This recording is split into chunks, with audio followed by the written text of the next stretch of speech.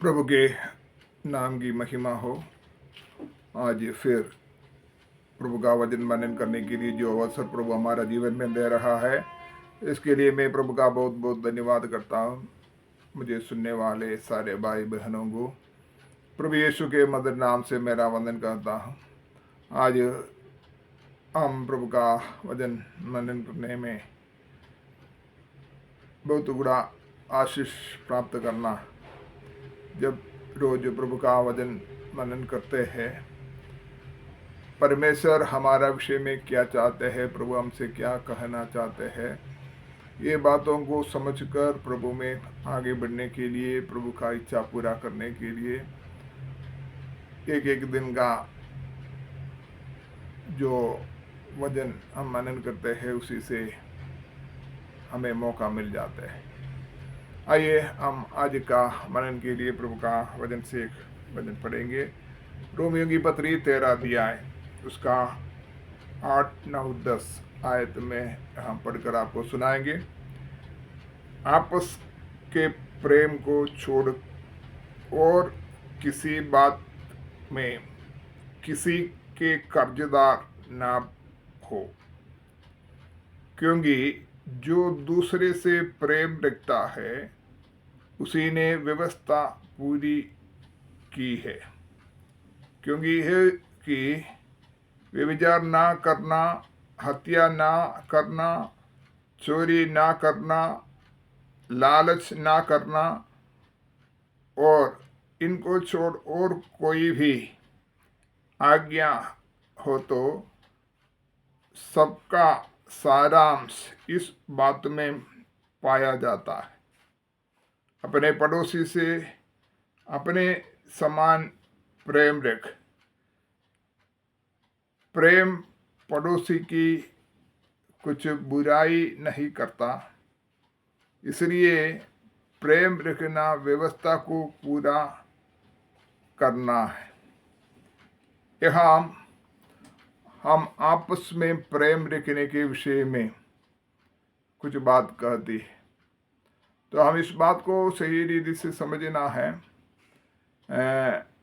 प्रभु का वचन में प्रेरित पौलुस हमें ये बात याद दिलाते हैं, किसी का पैसा का कर्जदार बनने में या कुछ धन संपत्ति का कर्जदार बनने में, ऐसा संसारिक चीज़ों से या कोई बातों से कर्जदार बनने से बढ़कर हम याद रखने का एक बात है। इधर खास तौर पर कहते हैं आपका सबसे बड़ा कर्ज यही होता है। क्या है? आपस के प्रेम को छोड़कर किसी बात में किसी के कर्जदार ना हो। समझिए ना? तो इसी बातों को हम समझना है। हमारा सबसे बड़ा कर्ज यही होना चाहिए।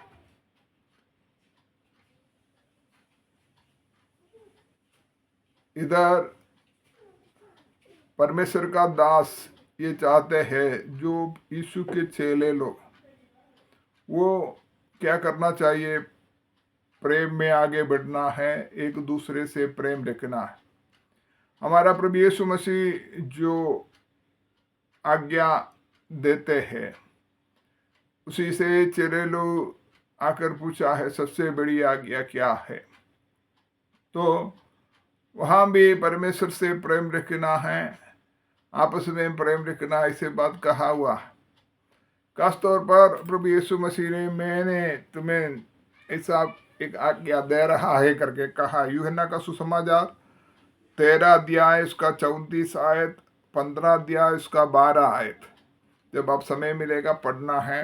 यूहन्ना का सुसमाचार 13 अध्याय 34 आयत और 15 अध्याय का 12 आयत।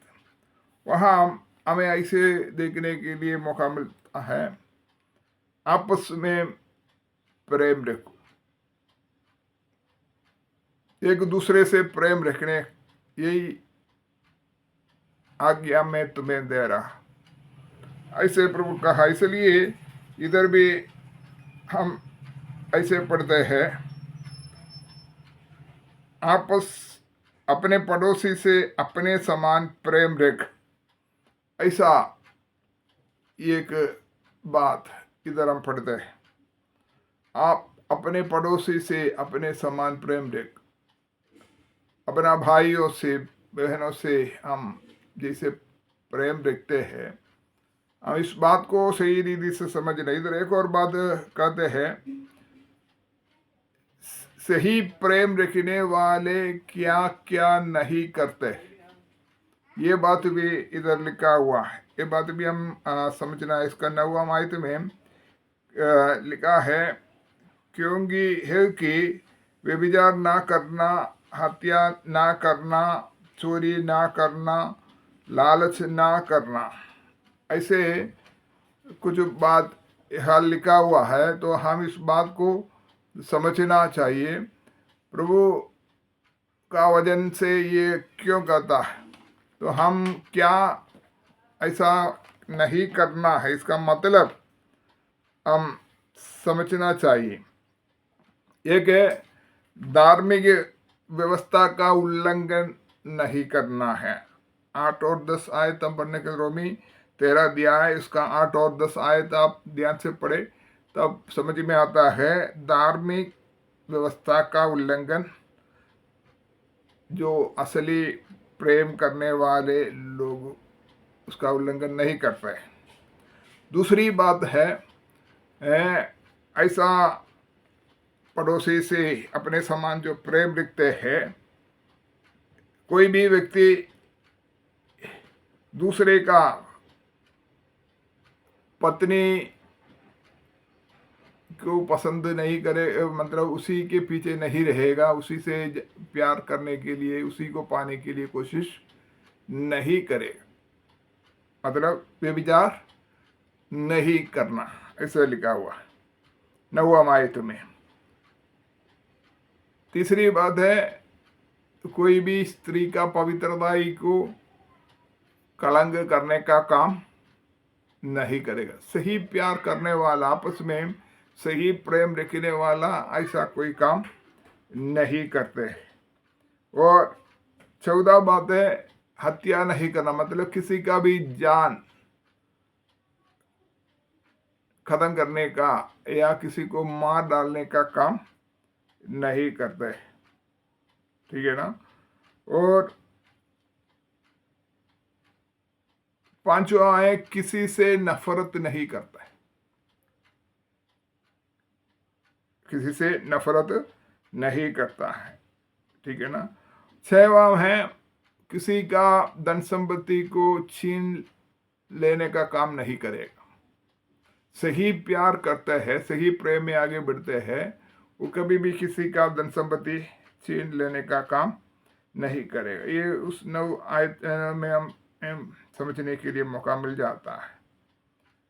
और 7वां है, किसी का भी जो अच्छा नाम है उसी को दोष लगाने का काम नहीं। किसी का नाम, अच्छा नाम को दोष लगाकर उसी को दोषी ठहराने का कार्य नहीं करता है सही प्रेम करने वाले। और दूसरा, किसी का कोई भी चीजों को ऊपर आशा नहीं रखेगा, उसी को अपनाने का कोशिश नहीं करते, समझिए ना। और हम अपने ऊपर या अपने आप में प्रेम रखने वाला नहीं बनेगा, अपने समान दूसरों से, पड़ोसी से प्रेम रखने का अनुभव में हम आगे बढ़ेगा। स्वार्थीपन, अपना प्रेम भी उस स्वार्थीपन में, अपने बच्चा, अपना पत्नी, अपना घर, अपना अपना उसी से जोड़कर और किसी से प्रेम ना रखेगा तो वो सही चेले का स्वभाव नहीं है। क्योंकि हमारा प्रेमी परमेश्वर उसने हमसे प्रेम किया, उसका प्रेम अपना एकलौते पुत्र को हमारे लिए देकर प्रकट किया। वो अपने ऊपर प्रेम रखकर, यीशु मसीह भी अपना ऊपर प्रेम रखे तो अपना पद को छोड़कर, अपना सारे अधिकार को छोड़कर, है ना, अपना सामर्थ्य को छोड़कर एक दीनहीन देह में आकर हमारा छुटकारा का कार्य कभी नहीं करता, लेकिन उसने हमें प्रेम किया। तो उसी का प्रेम हम भी प्रकट करना है। उसी का प्रेम का फल जो है वो हमारे अंदर से प्रकट होना बहुत जरूरी है। इसलिए प्रभु यीशु मसीह ने आपस में प्रेम रखने के लिए कहा है। तो हम इस बात को समझ कर क्या करना है, हम आगे बढ़ना है। और हम उसका रोमी 13 का 10वां आयत पढ़ने वक्त व्यवस्था पूरा करने का काम है। इसलिए क्या करता है, किसी से भी बुराई या दुष्टता करने का काम नहीं करता है। तो इधर ऐसा नहीं करने वाला, सही प्रेम करने वाला क्या क्या नहीं करते हैं, वो बात भी स्पष्ट रूप से प्रकट किया हुआ है। तो हम इस वचन के सामने अपने आप को परख कर देखना है, हम ऐसा नहीं करने वाला कोई कार्य करते हैं क्या। अगर हम ऐसा कार्य करते हैं तो हमारे अंदर से सही प्रेम प्रकट नहीं होता है। अगर ऐसा काम नहीं करते हैं, हम प्रभु के वचन के अनुसार आगे बढ़ते हैं, तो हमारे जरिए प्रभु का प्रेम दूसरों को समझने के लिए और प्रभु का प्रेम में आगे बढ़ने के लिए मौका मिल जाता है। तो उसी के लिए प्रभु के हाथों में अपने आप को अर्पण करें।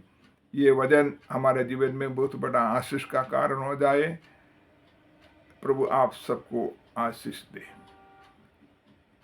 और याद रखना है, यदि आप इस चैनल सब्सक्राइब नहीं किया है तो ज़रूर उसको सब्सक्राइब करें और लोगों को भी सब्सक्राइब करने के लिए इसी के बारे में बता दें, उन लोगों को भी शेयर करें, ताकि और भी लोग रोज प्रभु का वचन से कुछ ना कुछ बात समझने के लिए, सीखने के लिए, आत्मिक आशीष पाने के लिए कारण बन जाए। ये सबके लिए आशीष का कारण हो जाए। अगर आप ऐसा करते हैं तो आप उसी के द्वारा भी दूसरों का भलाई के लिए कार्य करने से प्रभु से प्रतिफल मिलता है। ठीक है ना। इसलिए लापरवाही ना करें, जितना हो सकते हैं और भी विश्वासियों को, प्रभु के चेले लोगों को ये वचन की शिक्षा समझने के लिए मौका मिल जाए तो आप ज़रूर क्या करें, शेयर करें। आपको प्रभु आशीष दे।